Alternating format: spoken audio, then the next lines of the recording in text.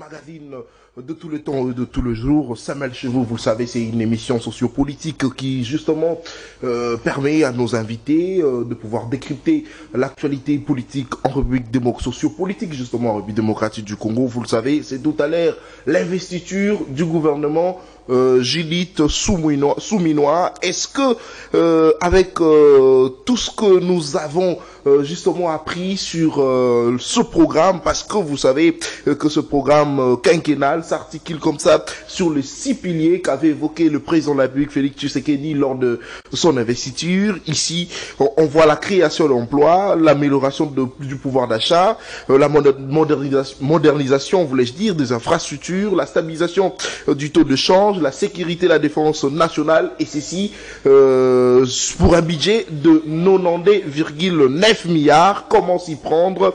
Est-ce que le gouvernement souminois sera-t-il justement capable de pouvoir mobiliser cette somme? Aussi, comment s'y prendre justement pendant que certains Congolais s'inquiètent que la grande partie du budget de notre pays est réservé pour les institutions? Est-ce que le gouvernement souminois sera capable de pouvoir stabiliser le taux de change? Pour ce faire, mesdames et messieurs, nous recevons pour vous Monsieur Trésor Kalala. Il est secrétaire national en charge de la communication du parti politique AADC. Il est également initiateur du mouvement patriotique Sentinelle de la Nation, Sénat en sigle. C'est avec lui que nous allons échanger au cours de ces 45 minutes. Monsieur Trésor Kalala, bonjour et bienvenue à vous. Bonjour Monsieur Nathan et merci pour l'invitation. Je dirais aussi bonjour à ces nombreux téléspectateurs qui sont en train de nous suivre. C'est toujours un plaisir de partager le plateau de CML13 parce qu'ici nous avons la facilité d'atteindre un bon nombre. Donc je pense que nous passerons des bons moments ici et les téléspectateurs seront édifiés. Mais je crois que avant d'entamer le vif peut-être de notre émission, j'ai 2 petits sujets ou biscuits que je veux ramasser rapidement avant de toucher à la pilule même de l'émission d'aujourd'hui.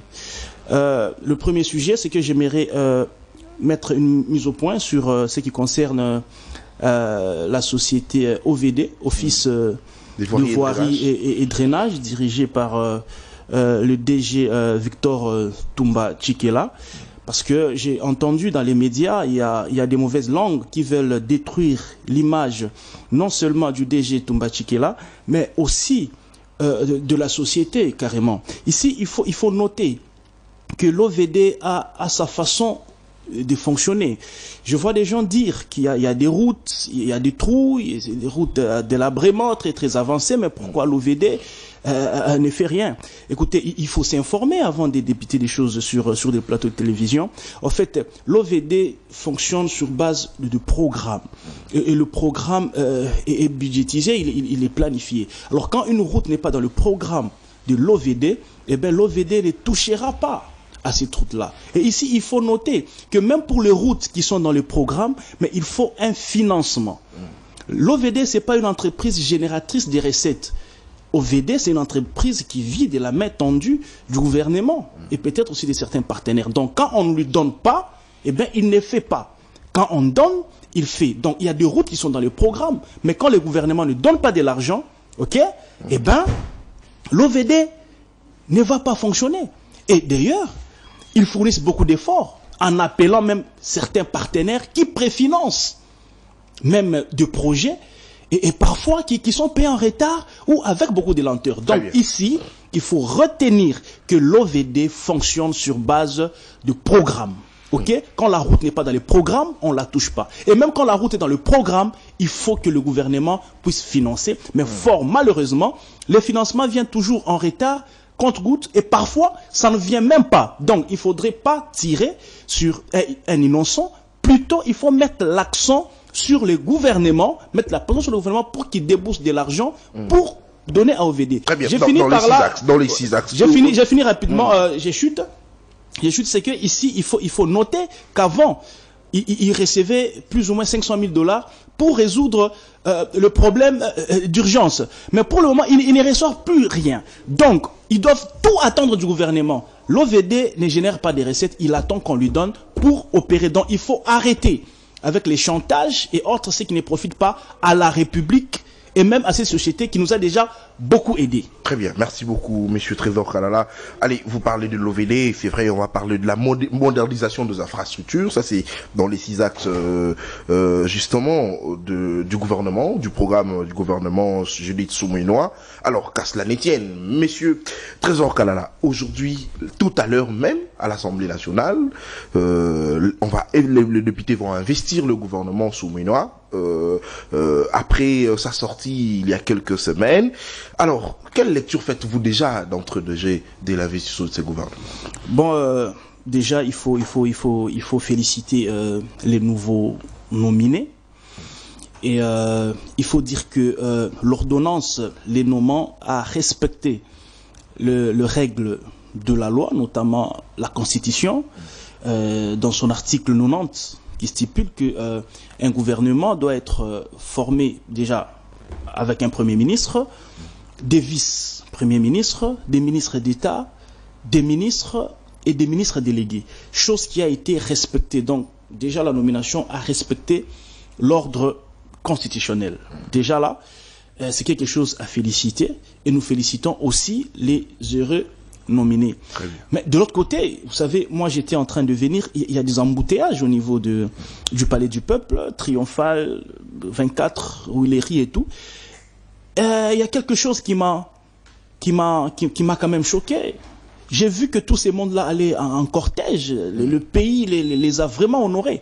Alors, mon souci, c'est que de la même manière que le pays les honore, qu'eux aussi, à leur tour, puissent honorer le pays. Parce qu'aujourd'hui, ils sont comme des petits princes. Ils sont ovationnés, ils sont dans les cortèges. Ils sont escortés. C'est l'honneur qu'on vous a fait. Moi, je crois qu'il faut rendre l'ascenseur en rendant aussi honneur à ces pays ou à cet État qui vous a donné cette position-là. Donc, je crois que nous allons décortiquer le vif.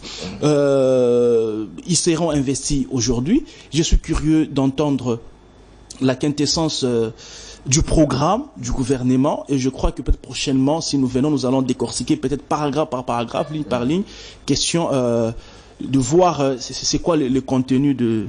Très bien, merci beaucoup. Alors, mais on pourrait pas s'en passer sans pour autant évoquer cela, parce que on aurait appris, Monsieur Trésor Kalala, je sais que vous êtes politique, mais c'est pas une affirmation, mais on aurait appris que les députés auraient exigé justement une somme d'argent qu'on appelle une somme de 30 000 $. C'est ce qu'on aurait appris pour investir le gouvernement. On appelle ça la somme de vote des confiances. C'est ce qu'on aurait appris. De par les députés de l'Union sacrée. Mais est-ce que vous pensez que jusqu'à cet instant, parce que d'ailleurs vous plaidez à ce que ceux qui sont nommés, les heureux ministres puissent honorer la République, est-ce que c'est de cette manière vraiment que nos députés honorent la République en exigeant également une somme pour accepter l'investissement du gouvernement? Monsieur Nathan, vous savez, Trésor Kalala, c'est un politique, on voulait le dire, c'est une personnalité. Et jouissant de cette casquette-là, je ne peux pas émettre des avis sur des rumeurs. Vous voyez vous-même, vous parlez au conditionnel, donc ce sont des spéculations. Je n'ai pas suivi ça. C'est vous qui m'informez que les députés auraient demandé 30 000, je sais pas, ou 50 000 pour être investis. Ce n'est qu'une rumeur. Heureusement que vous avez posé la question au conditionnel et on ne peut pas émettre un avis sur ce qui est rumeur, sur ce qui est spéculation. Mais si jamais cette rumeur s'avérait vraie, moi je crois que ce sont des antivaleurs qu'il faudrait condamner. Ce ne sont pas des choses à encourager. Le peuple a mandaté ces députés-là pour un travail bien précis. Il faut contrôler les gouvernements, il faut légiférer, il faut créer des lois. Il faut être porté-parole cette population-là. C'est à ces niveaux-là que le peuple les attend. Mais si ils sont là, déjà, à l'entame, il faut soudoyer leur vote. Moi, je crois que ce sont des antivaleurs qu'il faut bannir. Des antivaleurs qu'il faut bannir, mais tout part justement des inquiétudes ou de frustration de la part de certains députés de l'Union sacrée qui auraient voulu qu'ils puissent aussi être nommés ministres. Pour certains qui se sont plaints qu'ils ont dans leur regroupement plus de 13 députés, mais ils n'ont pas un seul ministère parce que le quota voulait que chaque regroupement ou parti politique ait au moins un député, enfin 10 députés pour raison d'un ministère. D'accord. Parlons des frustrations. Je crois que depuis 1960 jusqu'à ces jours, aucun gouvernement dans ces pays n'a été investi sans frustration. Aucun. Aucun. Depuis Kasavubu jusqu'à Tshisekedi aujourd'hui, à chaque fois qu'il y a sorti du gouvernement, il y a toujours des frustrations. Est-ce que vous savez pourquoi? Pas pour ces cas. Ces non, cas mais attention, vous savez, en tout cas, graves, on pouvait les dire. Non, il y a toujours des frustrations à chaque sortie du gouvernement. Vous savez pourquoi? Parce qu'on ne peut pas nommer tout le monde au gouvernement. On ne peut pas nommer tout le monde. Le gouvernement a une taille.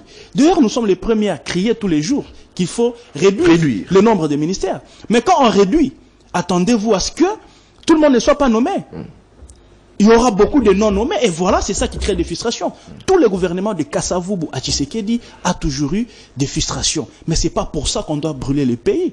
Déjà que ce n'est pas tout le monde qui doit être au gouvernement, et on ne sert pas le pays seulement au gouvernement. Moi, je suis dans l'Union sacrée, nous sommes dans l'Union sacrée, nous n'avions pas eu de ministre. Mais est-ce que nous devons brûler le pays? Parce que... on n'a pas été nominé. Ah, j'ai dit non. C'est vrai, on peut regretter parce qu'on vient en politique avec des ambitions. On veut tous atteindre des ambitions. On veut être nommé, on veut participer à la gestion de la République. Mais quand ça n'arrive pas, mais on peut servir le pays autrement. C'est pas seulement de le gouvernement. Donc, s'il faut dire frustration, eh ben, dans ces pays, à chaque sortie du gouvernement, depuis Kasavubu jusqu'à aujourd'hui, Tshisekedi, il y a toujours eu de frustration. Mais de l'autre côté, il y a aussi eu, je dois le dire, une mauvaise communication avant la sortie du gouvernement, ce qui a accentué encore la frustration.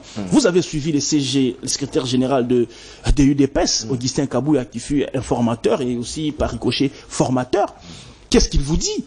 Il fallait avoir 10 députés pour avoir un ministère.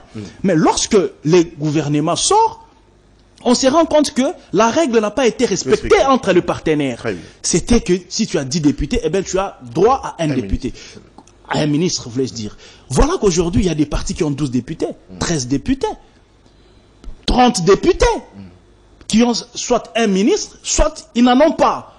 Et déjà, les règles de départ, ça n'a pas été respecté. Et c'est normal que ça puisse créer certaines frustrations parce que ceux qui avaient 10 députés, au moins, attendez un ministère. Mais quand quelqu'un a 12 à 13, il n'a pas de ministère, eh bien, ça ne nous donne pas un bon climat. Et d'ailleurs, moi j'ai eu à le dire sur d'autres plateaux, je me disais, ces critères-là de 10 députés, un ministre, moi j'étais pas d'accord avec ça. C'était une sorte de discrimination. Écoutez, Union sacrée, c'est une histoire de 600 partis politiques. Plus de 600 partis politiques.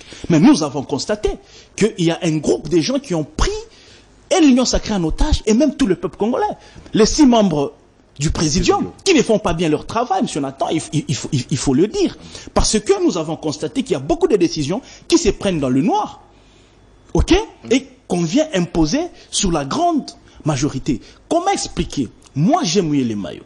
J'ai fait voter le président de la République. Je vais parler de mon parti politique, Alliance pour les actions de développement du Congo. 191 000 voix. 191 053 voix.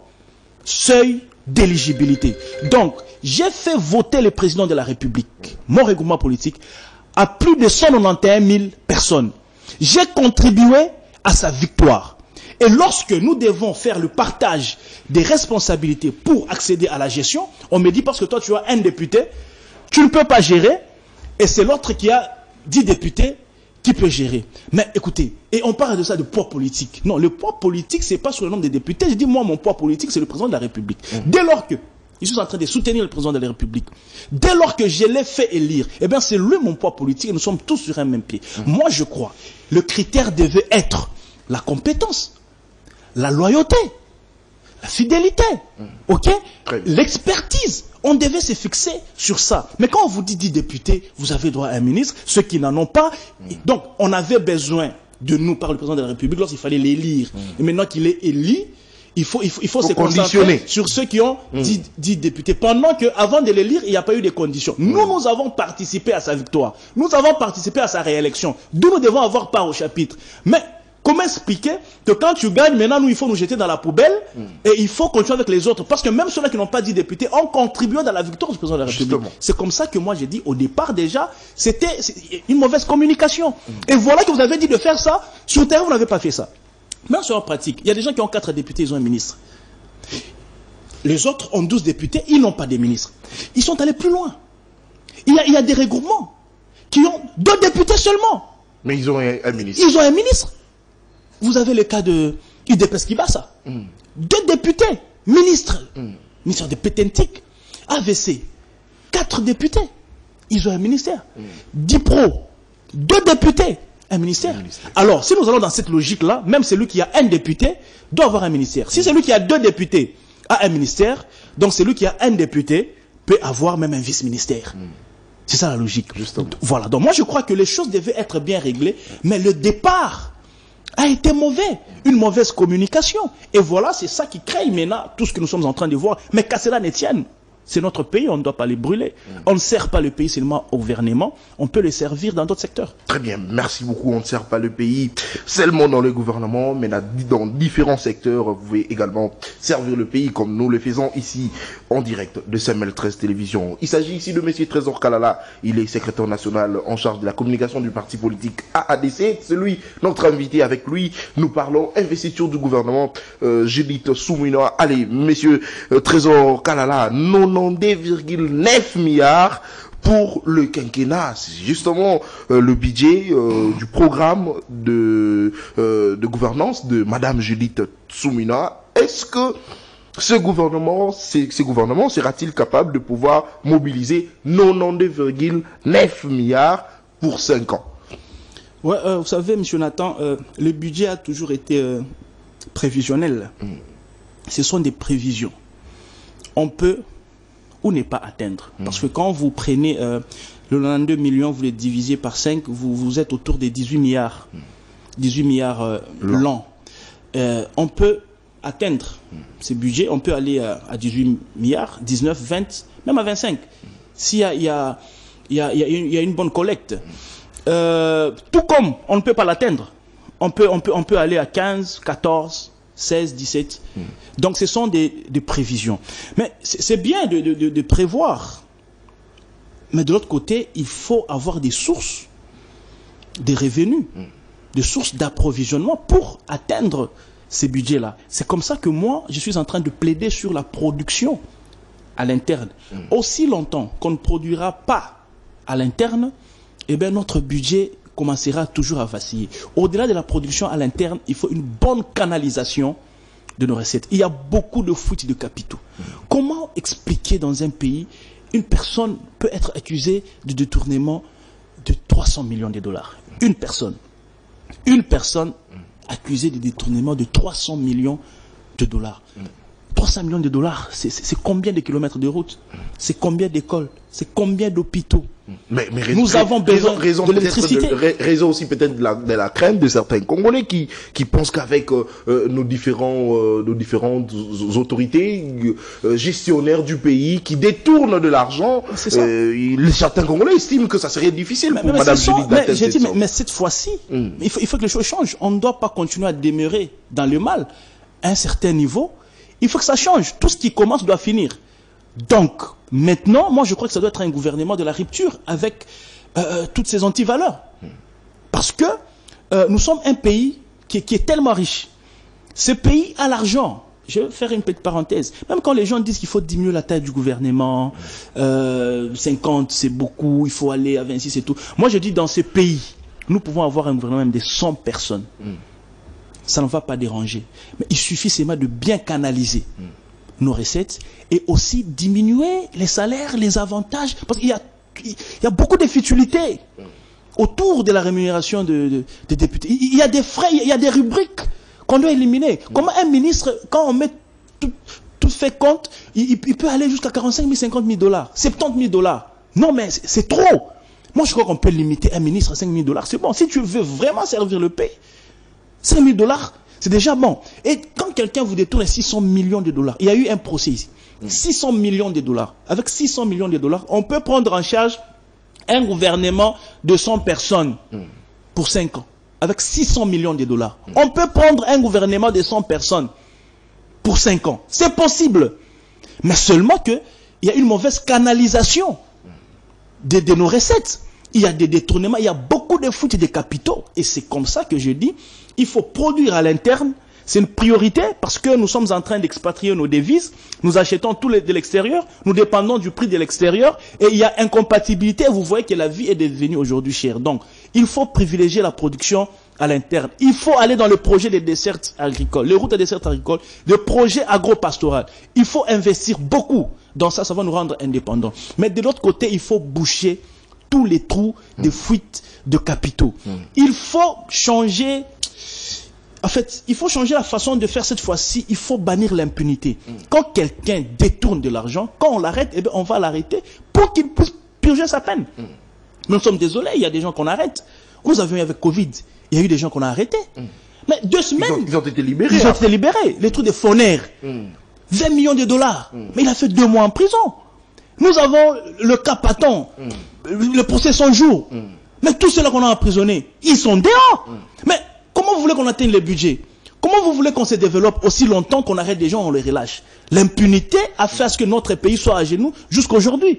Il faut punir. C'est comme ça que je dis dans ce nouveau gouvernement. Il faut mettre un accent aussi sur la justice. Très bien.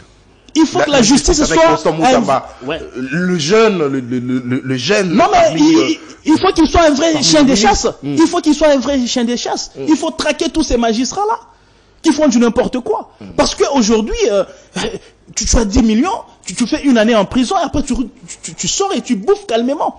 Nous avions vu quelqu'un ici mesurer l'argent à la taille de sa fille. Mais il a fait plus ou moins 2 ans. Mais il est à l'aise. Il est dans c'est Gombe na Gombe, lui, il paye son champagne dans les boîtes. Non mais c'est pas normal. Donc moi je crois qu'il faut bannir l'impunité. C'est ce qui a fait que ce pays aujourd'hui soit ce qu'il est, l'impunité. Mais malheureusement ça continue. Mais ça ira jusqu'où? Maintenant que nous avons un nouveau gouvernement, moi j'appelle ce gouvernement le gouvernement de la rupture avec les anciennes mauvaises pratiques. Maintenant, il faut travailler pour le peuple. Ce peuple a beaucoup honoré ses personnalités. Le pays a beaucoup honoré ses personnalités. Il est temps qu'eux aussi puissent nous honorer. Sinon, si nous continuons comme ça, c'est qu'il n'y a plus d'espoir. Mais moi, je reste optimiste. Aujourd'hui, c'est une dame qui est à la tête du gouvernement. Vous savez, le maman connaissent le vraie réalité du marché. Je crois qu'elle fera quelque chose et le pays trouvera son compte. Le maman connaissent le vraie réalité du marché, mais aussi, Monsieur Trésor Kalala, vous aviez ici évoqué le fait que le 6 de l'Union Sacrée, le membre du Présidium, ne font pas correctement, en tout cas, leur travail. Mais est-ce que cette influence-là pourrait justement toucher également Madame Judith? Est-ce qu'elle pourra s'en sortir face à ces bourreaux de l'Union Sacrée? Effectivement, c'est un vrai problème. Le présidium des Lions Sacrés, c'est un vrai problème. Moi, je suis en train de proposer au président de la République de dissoudre cette plateforme. Il faut qu'on quitte cette histoire de... Parce qu'on dirait que le pays est géré entre 2 bras. Il y a 2 forces pesantères qui se mesurent. D'un côté, il y a le gouvernement. De l'autre côté, il y a le présidium des Lions Sacrés. Ma peur est aussi légitime dans le sens, est-ce que Judith ne subira pas de pression du présidium? Très bien. Est-ce que le présidium aussi ne peut pas laisser le main libre? C'est tout ça. Alors, pour éviter ce genre de situation, moi je propose que l'on puisse dissoudre carrément l'Union Sacrée, parce que c'était une plateforme pour donner la majorité au président. Et vous en avez eu même déjà, maintenant que le président a la majorité, il est élu, moi je crois qu'il faut qu'on crée une nouvelle coalition présidentielle, qui ne sera pas Union Sacrée et qui n'aura pas de présidium. Ok, donc il faut une nouvelle coalition présidentielle et puis on essaie un peu d'alléger les histoires, bannir le présidium et puis que le pays fonctionne, parce que là on dirait que le présidium constitue une force, le gouvernement constitue une force et puis il y a le président de la République qui est là, il y a les institutions, ça fait du trop. Donc le pays n'appartient pas à l'Union Sacrée. Je vais aller plus loin, le pays n'appartient pas au présidium, aux 6 membres du présidium. Ils ne peuvent pas prendre en otage 6 millions de Congolais. Non, déjà qu'ils font mal leur travail. Ils font très mal leur... Regardez la nomination du gouvernement. Regardez les frustrations qu'il y a. Mais tout ça, c'est à cause du présidium qui ne considère pas les partenaires et qui ne les respecte même pas.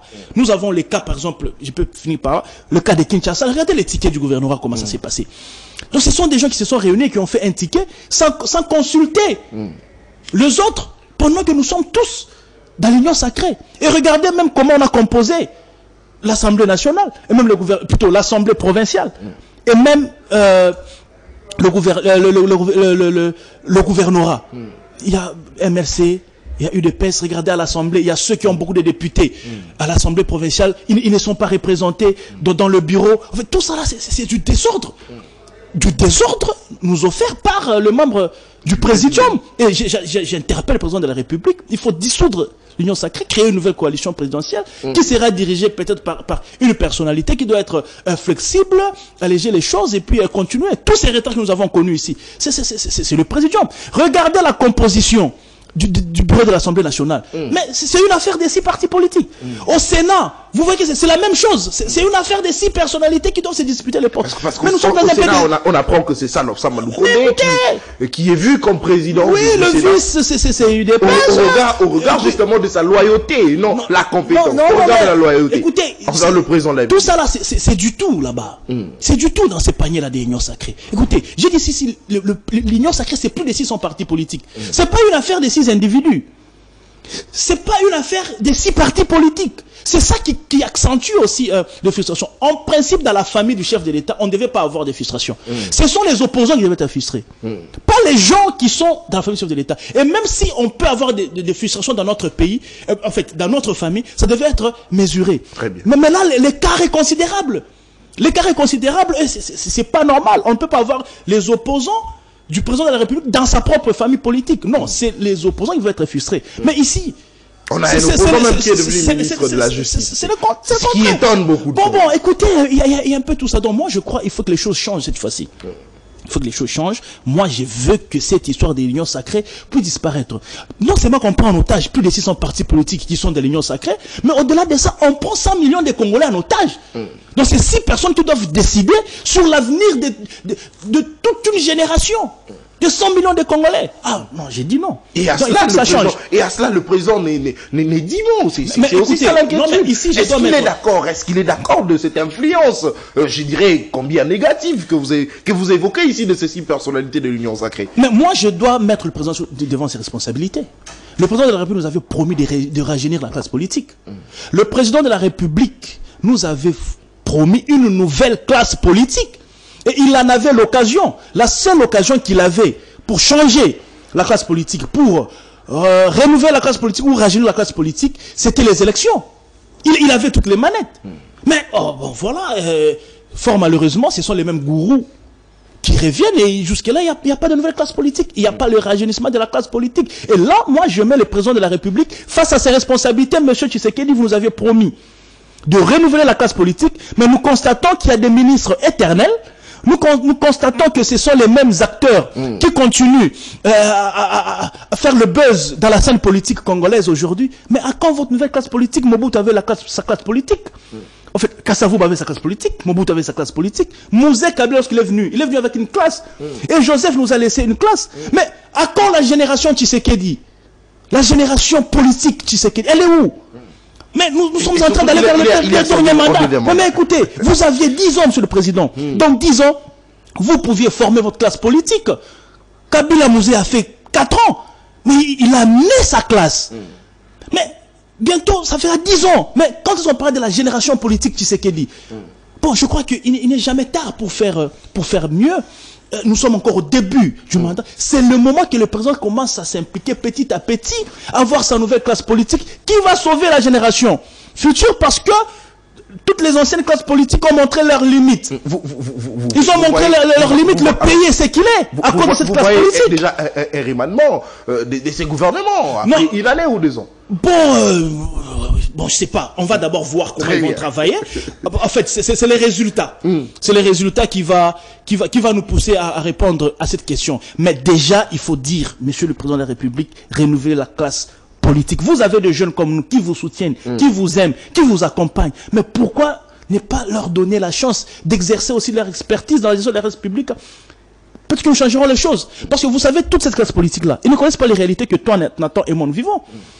Nous avons déploré les embouteillages ici au niveau de Triomphal. Vous voyez comment ils viennent escorter, ils viennent dans les cortèges. Toi et moi, nous avons pris des motos avec des risques. Toi et moi, nous allons au marché. Nous connaissons le prix. Toi et moi, nous subissons des coupures de courant, d'électricité. Nous subissons des coupures d'eau. Eux ne subissent pas ça. Ils ne connaissent pas ça. Alors, les personnes comme nous, si nous allons dans la gestion, nous connaissons les vraies réalités. Nous connaissons les vrais problèmes et même les sources. Nous savons les attaquer et les éradiquer. Nous aimons ces pays plus que ceux qui l'ont servi avant. Parce qu'aujourd'hui, ils ne l'aiment plus. C'est leurs intérêts, c'est leurs enfants, c'est leur famille. Nous, il faut entrer dans la gestion de la chose. Nous avons nous connaissons les vraies réalités de la situation et nous pouvons changer les choses. Donc, il suffit de nous donner la chance, il suffit de nous donner les couloirs. Lui doit nous ouvrir les circuits pour que nous puissions changer les choses. Et je crois que c'est lui qui sera bénéficiaire parce que les bilans, ça tombe souvent sur la tête du président de la République. Donc, il a les manettes, il est devant ses responsabilités. Qu'il renouvelle la classe politique, qui lui cause des problèmes. Il y a des poids lourds aujourd'hui, on appelle les poids lourds. Ce sont des individus. Il faut que Caméré accorde pour que telle décision passe. Il faut que Jean-Pierre Bemba soit là. Il faut que Bahati parle. Mais pourquoi tout ça? Or, nous serons soumis. Ok? Nous serons soumis. Nous avons les soucis que les choses changent. Ces gens-là sont rassasiés. Ils n'ont plus les soucis de ce pays. Et d'ailleurs, un Congolais même se pose la question de savoir, est-ce qu'il y a deux Congolais les Congolais dans ce pays justement que la République leur doit? Est-ce que la République a-t-elle la dette de certains Congolais, raison pour laquelle ils reviennent toujours? Mais écoutez, c'est pas normal. Comment expliquer dans un pays de 100 millions de Congolais, il y a des gens qui reviennent 4 fois, 5 fois ministres? Jean-Lucien Mboussa, depuis Kabila, il revient ministre. Julien Paloukou, depuis Kabila, il revient toujours ministre. Et il y a les mêmes personnes, il était ministre, on l'envoie, il est DG, et puis il revient encore ministre. Pourquoi ça? Nous sommes dans un pays de 100 millions de Congolais. Nous sommes dans un pays qui a 900 partis politiques.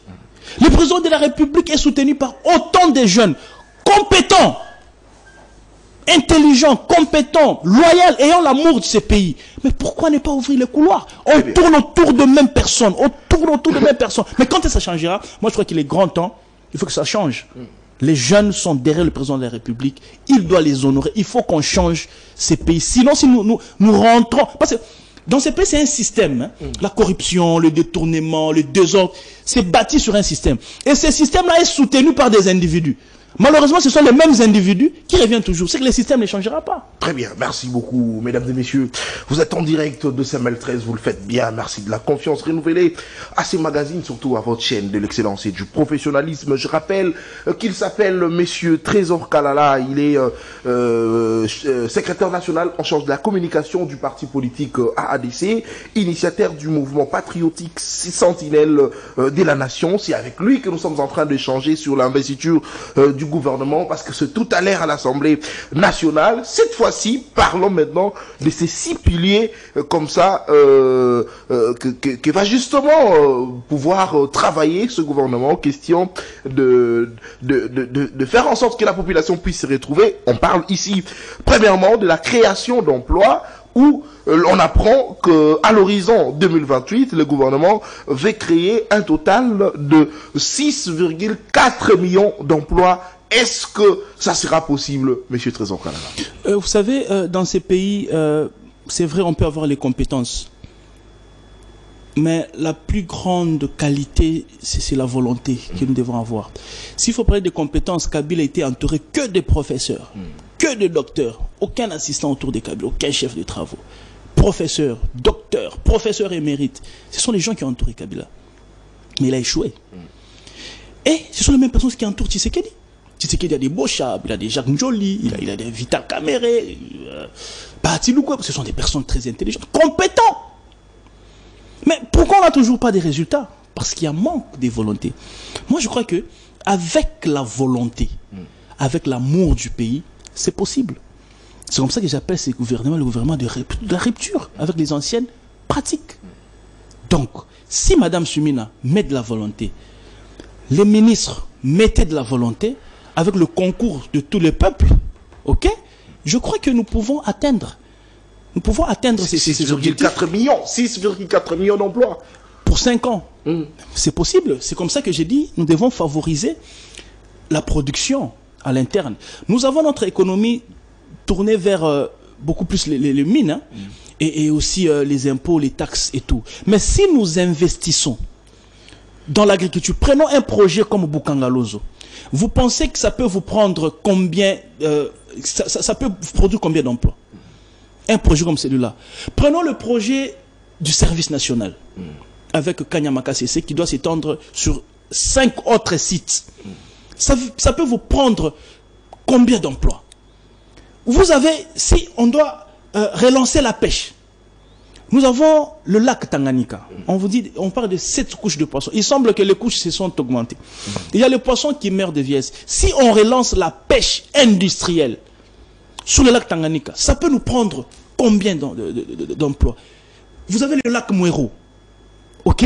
Vous avez la rivière Luapula, tous les cours de... Si nous investissons dans la pêche, ça va nous prendre... Là il faudrait acheter justement des bateaux de pêche, mais voilà, de pouvoir moderniser ces secteurs. Effectivement, donc ils ont du pain sur la planche. Ils ont du pain sur la planche, donc il faut investir. Nous pouvons investir même dans la cueillette. La cueillette industrielle. Parce que je vois, nous mangeons les oranges, les citrons, c'est de manière artisanale. Mais si nous investissons... La Côte d'Ivoire vit de cacao. Le cacao, ils ont industrialisé leur cueillette et ils vivent de ça. Mais nous avons plusieurs variétés. Nous avons le cacao, nous avons les citrons, les oranges, les bananes et tout les consorts. Si nous industrialisons ces secteurs-là, c'est combien d'emplois? Donc nous avons plusieurs secteurs. Sans recourir même aux investisseurs, nous-mêmes, ici, à l'intérieur, il y a plusieurs secteurs dans lesquels le gouvernement peut mettre de l'argent, encourager le partenariat, la main-d'œuvre à l'interne, informalisé. Parce que notre économie est aussi beaucoup informelle. Nous voyons les combistes en route, les mécaniciens en route. Donc tout est informel. Mais il suffit de formaliser toutes ces structures.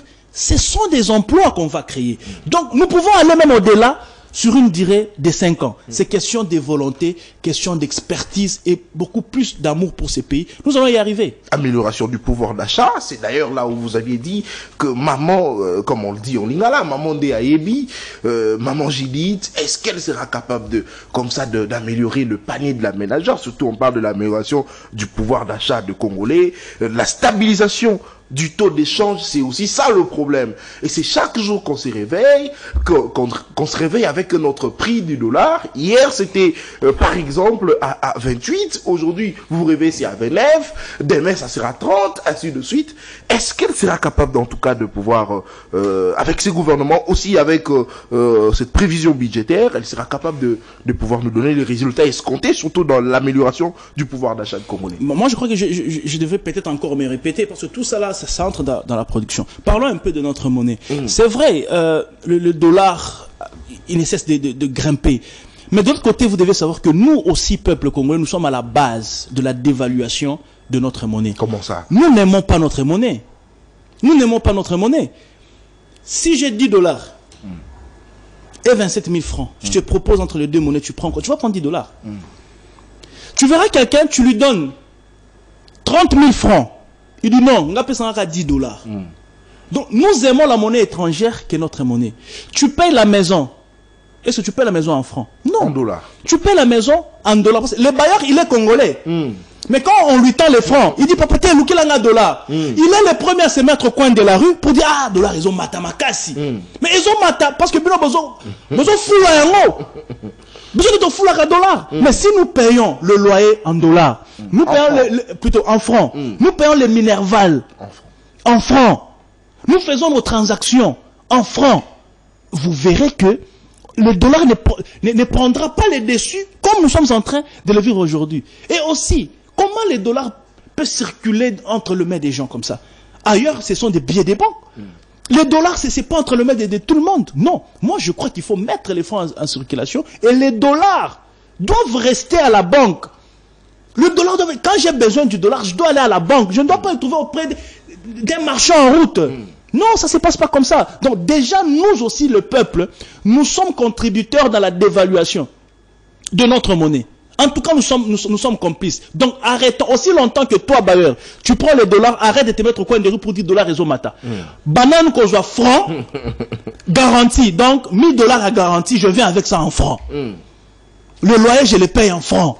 Le Minerval, je le paye en francs. Vous verrez que notre monnaie commencera à prendre de la stabilité. Mais aussi longtemps que nous-mêmes, Congolais, nous continuerons à louer le dollar, eh bien, il y aura tout ce que nous sommes en train de vivre. Mais de l'autre côté aussi, c'est de la responsabilité de l'État pour éviter que nous puissions donner l'argent à l'extérieur. Nous importons tout. Quand est-ce que nous allons exporter? Parce que quand nous importons, nous donnons l'argent à l'extérieur. Et nous achetons à un prix fixé à l'extérieur. Et moi, en tant qu'opérateur économique, je ne travaille pas pour la perte. Donc quand j'achète à l'extérieur, je viens vendre ici les transports et tous les consorts, je dois mettre une plus-value pour me retrouver. Mais si nous produisons ici, déjà ça va faire de sorte à ce que l'argent ne sorte pas. Et si l'extérieur commence à acheter chez nous, on va faire ce que l'argent entre aussi chez nous, notre budget va augmenter et le coût d'achat va diminuer. Dans ces pays, nous sommes un pays qui ne peut pas payer l'électricité, qui ne peut pas payer l'eau.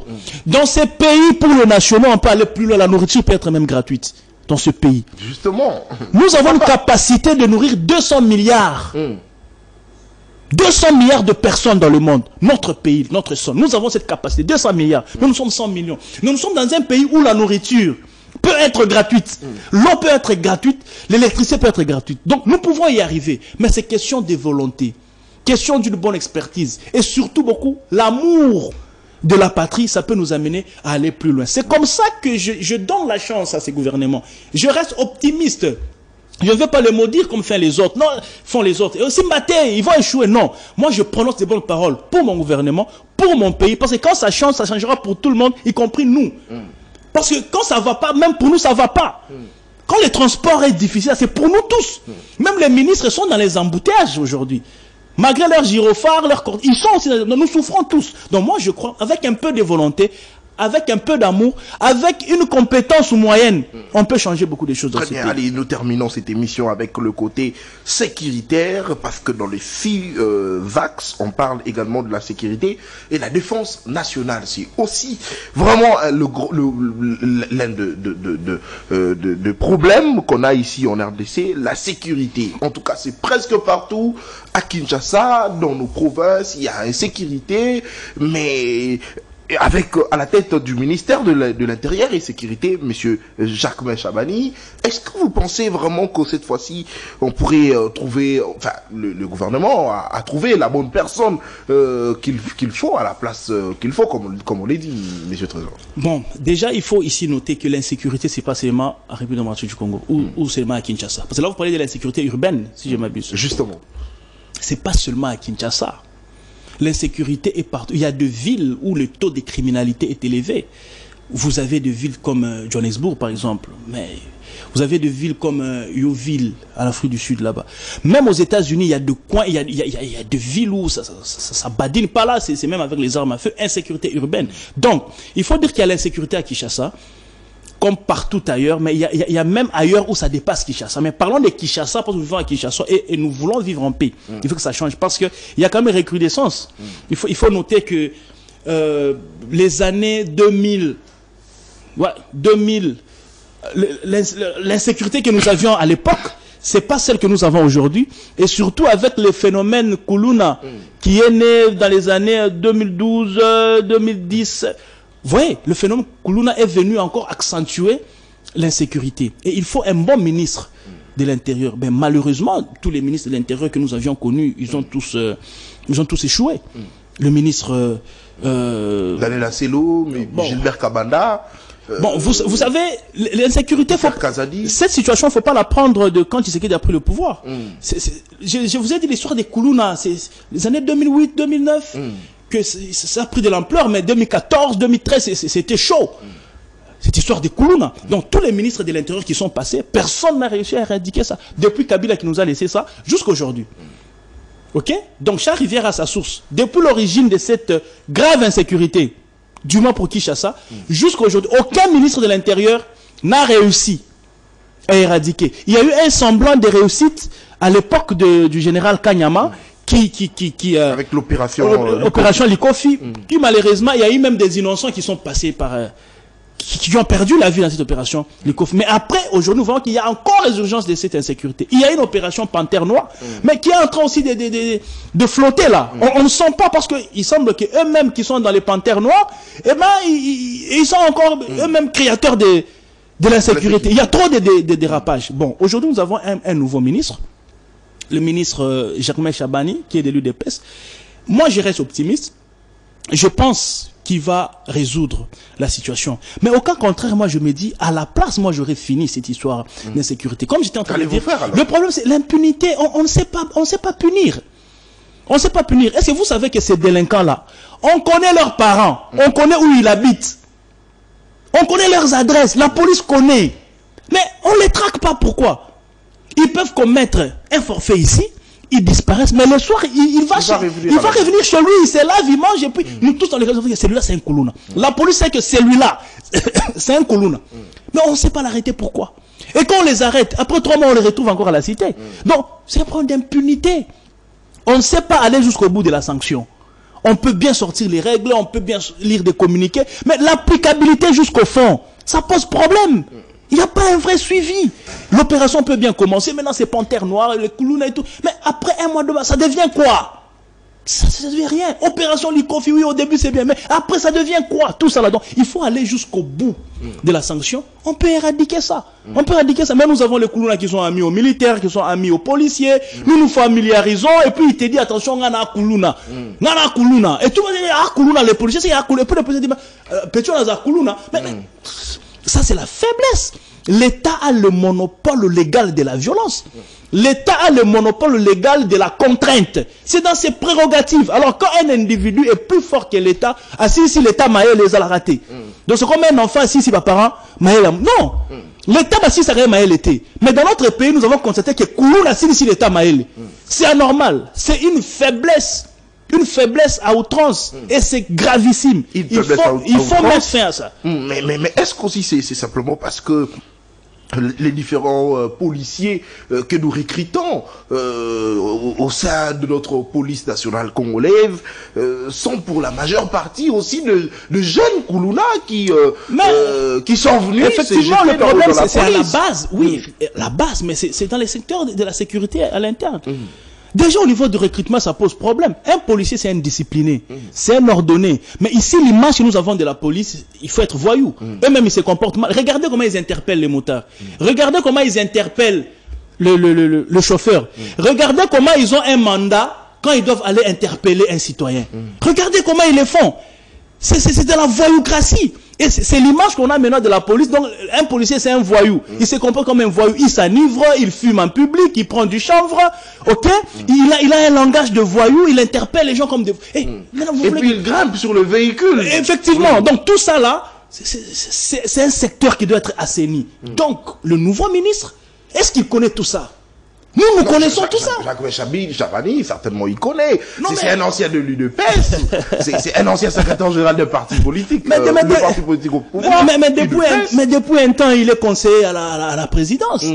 Depuis un temps. Mais il n'avait pas justement cette fonction. C'est comme ça que j'ai dit, nous connaissons les choses qu'eux ne connaissent pas. Si Trésor Kalala est ministre de l'Intérieur aujourd'hui, on va mettre fin à tout ça. Parce que tous les détails que nous avons, nous sommes dans les détails. Nous vivons au quotidien dans ça. Eux ne sont pas dans les quotidiens. Jacques Chabani l'a vécu également. Non mais écoutez, du temps passé, mais maintenant il y a extravagance. Tu trouves pas qu'aujourd'hui il y a extravagance? Justement. Voilà. Vous avez le phénomène Oudjana, qu'on ne connaissait pas avant, mais qu'on connaît aujourd'hui. Regardez les policiers Oudjana, regardez comment ils se comportent. Ils disent, ça c'est pas un policier. Il tire. Un policier, il doit être à proximité de la population. Un policier doit être discipliné pour discipliner aussi les autres. Mais comment, regardez eux-mêmes les policiers, même quand ils ne sont pas en urgence, ils prennent l'essence unique. Ils prennent l'essence unique, même quand ils ne sont pas en urgence. Pourquoi ils font ça? C'est pas normal. Donc moi je crois que ces secteurs-là, sécurité, c'est facile de régler les choses.